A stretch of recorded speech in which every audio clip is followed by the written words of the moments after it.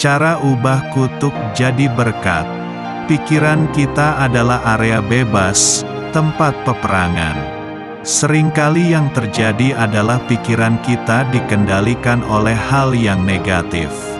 Ketika pikiran kita sudah dikuasai oleh pikiran negatif, maka otomatis yang keluar dalam hidup kita adalah hal-hal yang negatif.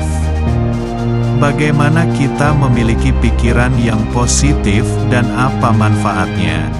Jangan sampai kita tidak bisa tidur karena pikiran kita dikuasai yang negatif. Mungkin banyak dari kita minum obat tidur karena banyaknya hal-hal yang negatif menguasai hidup kita. Kita bersyukur, Alkitab adalah buku yang luar biasa. Alkitab bukan hanya bicara tentang surga dan neraka, tetapi Alkitab juga berbicara tentang kehidupan keseharian kita. Rugi besar jika kita tidak membaca Alkitab, karena banyak mutiara-mutiara kehidupan yang bisa kita dapatkan dalam Alkitab. Filipi pasal 4 ayat 6-8 berkata, "Janganlah hendaknya kamu khawatir tentang apapun juga, tetapi nyatakanlah dalam segala hal keinginanmu kepada Allah dalam doa dan permohonan dengan ucapan syukur. Damai sejahtera Allah, yang melampaui segala akal, akan memelihara hati dan pikiranmu dalam Kristus Yesus." Jadi akhirnya, saudara-saudara, semua yang benar, semua yang mulia, semua yang adil, semua yang suci, semua yang manis, semua yang sedap didengar, semua yang disebut kebajikan dan patut dipuji, pikirkanlah semuanya itu. Artinya, dalam hidup ini ada pancingan-pancingan untuk membuat kita khawatir. Dalam hidup ini ada pancingan-pancingan untuk membuat kita tertekan.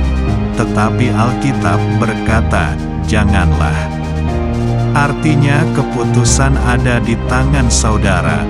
Apakah saya mau khawatir ataukah saya mau hidup berbahagia? Kalau kita dalam keadaan tertekan atau kecewa, serahkan pada Tuhan, bersyukur. Belajar bersyukur ketika kita sedang di tengah masalah. Bersyukurlah kita masih punya Tuhan. Bersyukurlah kita masih punya kepastian. Dan Tuhan masih sanggup merubah kutuk menjadi berkat. Ketika kita berdoa, memohon, kita serahkan kepada Tuhan. Dan belajar untuk bersyukur agar yang terjadi adalah damai sejahtera Allah. Pikiran kita adalah tempat strategis yang perlu kita jaga dengan baik. Artinya, dalam pikiran kita, bisa saja kita masukkan hal-hal yang rohani dari Tuhan. Tetapi jangan salah, bisa juga iblis masukkan untuk mengancam kita, untuk membuat kita takut, untuk membuat kita khawatir, dan untuk membuat kita kecewa. Nah, sekarang saudara adalah polisinya untuk pikiran saudara. Apakah saya membuka untuk hal yang positif? Apakah saya membuka untuk hal yang negatif? Kalau saya buka hal yang positif, maka pikiran saudara positif.